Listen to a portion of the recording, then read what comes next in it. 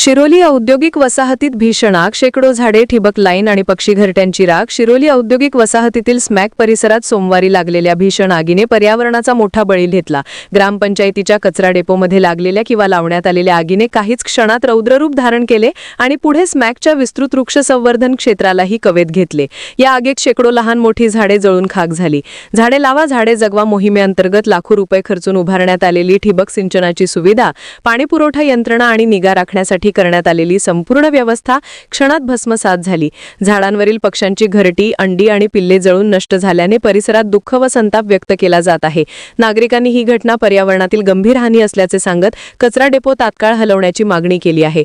स्थानिक नागरिक आणि पर्यावरण प्रेमींच्या मते कचरा डेपोमधील निष्काळजीपणा किंवा संभाव्य मानवी चुका यामुळे अशा भयावह परिस्थितीला सामोरे जावे लागले आहे. स्मॅक वसाहतीने उभारलेले हरित क्षेत्र आणि त्यासाठी खर्च केलेले प्रयत्न एका आगीने राखेत परिवर्तित झाल्याने मोठे आर्थिक नुकसानही झाले आहे.